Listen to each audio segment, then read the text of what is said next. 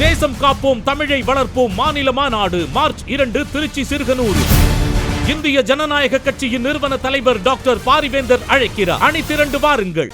இன்றைக்கு போதைப் பொருள் கடத்தியதாக இன்றைய தினம் கைது செய்யப்பட்டிருக்கார். அதனால அந்த திமுக கட்சியிலிருந்து இன்றைக்கு அந்த கட்சியுடைய பொதுச் செயலாளர் அடிப்படை உறுப்பினர் அவர் நீக்கி இருக்கிறாங்க. ஏன்னா இந்த போதைப் பொருள் ஏன் ஒழிக்க முடியலனா திமுக கட்சிக்காரன் தான் இந்த போதைப் பொருளை விற்கிறான். அதனால இந்த போதைப் பொருளை தடை செய்ய முடியல, நிறுத்த முடியல, காவல்துறை அவர்களை கைது செய்ய முடியல. இப்படியே இந்த நிலைமை போயிட்டு இருந்தா தமிழ்நாடு போதைப் பொருள் நிறைந்த மாநிலமாக மாறிவிடும் என்று மக்கள் அச்சத்தில் இருந்து கொண்டிருக்கின்ற நிலை இன்றைக்கு ஏற்பட்டிருக்கின்றது. மருத்துவத்துறையில் மட்டும் அனைத்து இந்திய அண்ணா திராவிட முன்னேற்ற கழக அரசு இருக்கின்ற பொழுது இன்றைக்கு மருத்துவர்கள் இருந்து இன்றைக்கு பல்வேறு நிலையில் இருக்கின்ற அலுவலர்கள் 35,000 பேர் நாங்கள் நியமிச்சோம். அது மட்டும் இல்லாம அரசு ஊழியர்களுக்கு பழைய ஓய்வு திட்டம் கொடுப்புன்னு சொன்னாங்க. அரசு ஊழியர்களுக்கு பழைய ஓய்வு திட்டத்தை நடைமுறைப்படுத்தும் ஒரு வாக்குறுதி கொடுத்து அரசு ஊழியருடைய வாக்குகளை அப்படியே அள்ளிட்டு போனாங்க. அவர்களுக்கு நாமத்தை போட்டாங்க. எல்லாவற்றைக்கும் மேலாக சட்ட ஒழுங்கு, எங்க பார்த்தாலும் சட்ட ஒழுங்கு சீர்கேடு, எங்கே பார்த்தாலும் போதைப் பொருள் விற்பனை. நான் அடிக்கடி எல்லா கூட்டத்திலையும் சொல்லிட்டு வரேன், சட்டமன்றத்திலையும் சொன்னேன், பேட்டியிலையும் சொன்னேன், அறிக்கையிலையும் சொன்னேன். ஆனா அந்த விடியா திமுக அரசு காது கொடுத்து கேட்கல. எங்கே பார்த்தாலும் கஞ்சா விற்பனை அமோகமா வித்துட்டு இருக்குது. இளைஞர்கள் மாணவர்கள் பால் கொடுக்கின்ற காட்சி தமிழகத்திலே பார்க்க வேண்டிய நிலை இருக்கிறது. அதை தடுத்து நிற்க திராணி நெற்ற முதலமைச்சர் இன்றைக்கு முதலமைச்சர். ஏன்னா அவன் கட்சியை சார்ந்தவரே இன்றைய தினம் அந்த போதைப் பொருளை விற்பனையில் ஈடுபட்டதாக இன்னைக்கு கட்சி விட்டு நீக்கி இருக்கிறாங்க.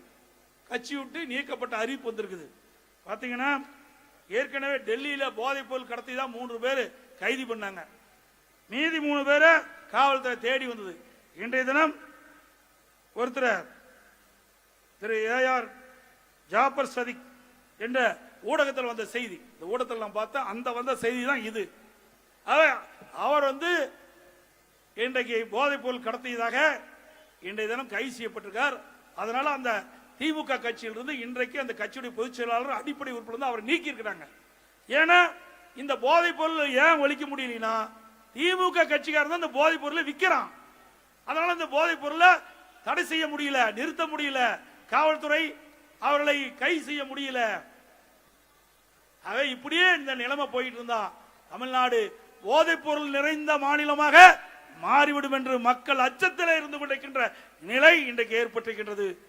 அதே போல விடியா திமுக அரசு பொறுப்புக்கு வந்த பிறகு இன்றைக்கு வீட்டு வரி 100% உயர்வு. வீட்டு வரி நீங்க 1000 ரூபாய்க்கு இருந்தா இன்னைக்கு 2000 ரூபாய் கட்ட வேணும். கடவரி 150% உயர்வு. நீங்க 1000 ரூபாய் கட்டிட்டு இருந்தா 2500 ரூபாய் கடவரி கட்ட வேணும்.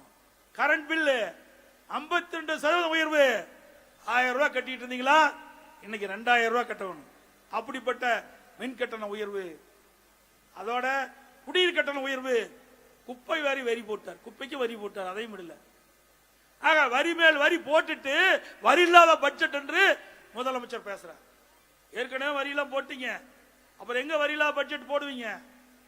ஆக இன்னைக்கு மக்கள் படிக்கிற துன்பம் வேதனை இந்த ஆட்சியில பாக்குறீங்க. இன்னைக்கு அரிசி 1 கிலோவுக்கு 12 ரூபாய் விலை ஏறி போச்சு. இந்த ஆட்சியில 12 ரூபாய் 1 கிலோவுக்கு ஏறி போச்சு. விலைவாசி 40% உயர்ந்து போச்சு. அதையெல்லாம் இந்த ஆட்சியில கவலைப்படல இந்த முதலமைச்சர்.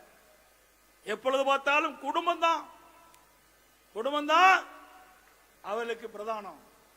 இன்றைக்கு எல்லா மாநிலத்திலும் ஒரு முதலமைச்சர் இருக்கிறாங்க. தமிழகத்தில் 4 முதலமைச்சர் இருக்கிறாங்க. 4 முதலமைச்சர்.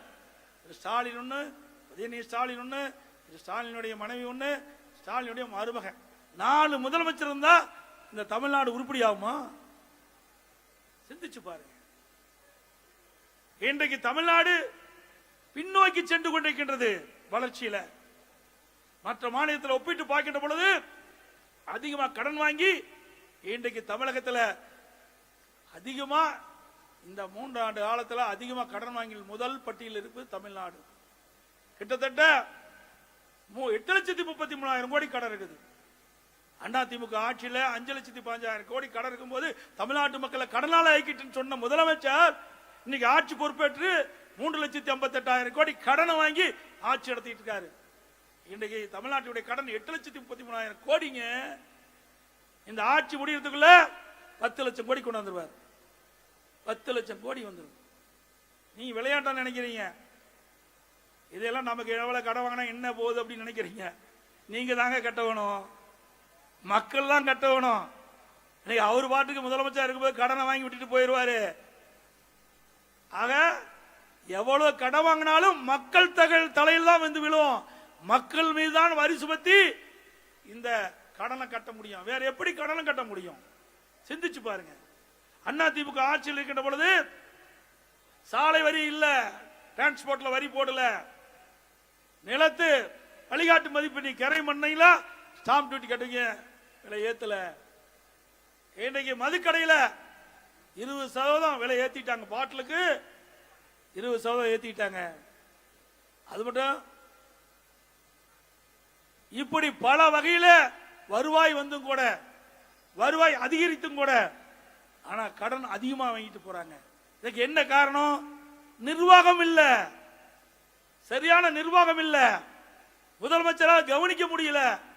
என்ன காரணமோ தெரியல, அது நீங்களே முடிவு பண்ணீங்க.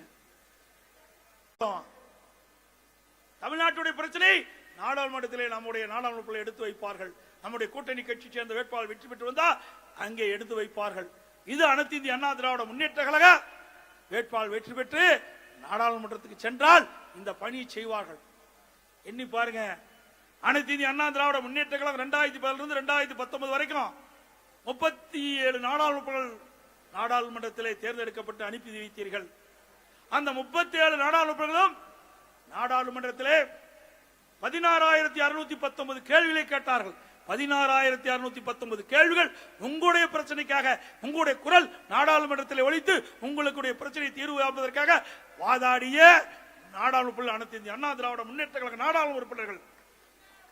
இன்றைக்கு திராவிட முன்னேற்ற கழகம், திராவிட முன்னேற்ற கழக கூட்டணி அங்க வைக்கின்ற 38 நாடாளுமன்ற உறுப்பினர்கள் என்ன செய்து கொண்டு 5 ஆண்டு காலம் நிறைவு பெற இருக்கின்றன. இன்னும் விரைவில் தேர்தல் வர இருக்கின்றது, நாடாளுமன்ற தேர்தலில். இதுவரை எத்தனை கேள்வி கேட்டீர்கள்? 7,695 கேள்விதான் கேட்டுக்கிறீங்க. சாரி, 9,695 கேள்விகள் திமுக நாடாளுமன்ற கேட்டுக்கிறாங்க. அண்ணா திமுகவோட 7,000 கேள்விகள் குறைத்து கேட்டிருக்கிறாங்க. அப்படின்னா அனைத்து இந்திய அண்ணா திராவிட முன்னேற்ற கழக நாடாளுமன்ற எந்த அளவுக்கு செயல்பட்டார் என்பதை நீங்கள் எண்ணி பார்க்க வேண்டும். அதே வேளையில் திமுக நாடாளுமன்றங்கள், திமுக கூட்டணி நாடாளுமன்றங்கள் எந்த அளவுக்கு செயல்பட்டார் என்பதை நீங்கள் எண்ணி பாருங்க, சீர்தூக்கி பாருங்க.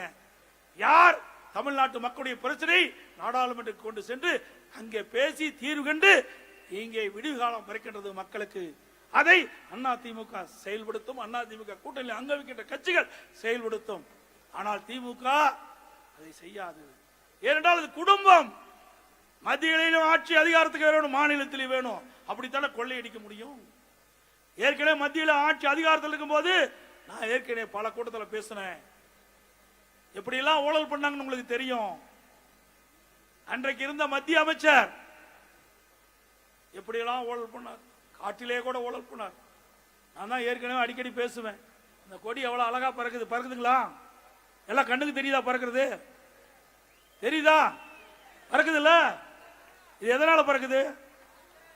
காத்து கண்ணுக்கு தெரியுதா? தெரியுதுங்களா? கண்ணுக்கு தெரியாத காட்டிலும் ஊழல் செய்கின்ற ஒரே கட்சி திமுக கட்சி தான்.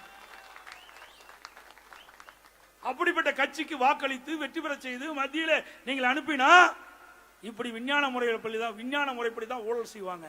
ஆகவே அனைத்து இந்திய அண்ணா திராவிட முன்னேற்ற கழக நாடாளுமன்ற வேட்பாளர்களை வெற்றி பெற செய்தால் மக்களுடைய குரல் ஒலிக்கும்.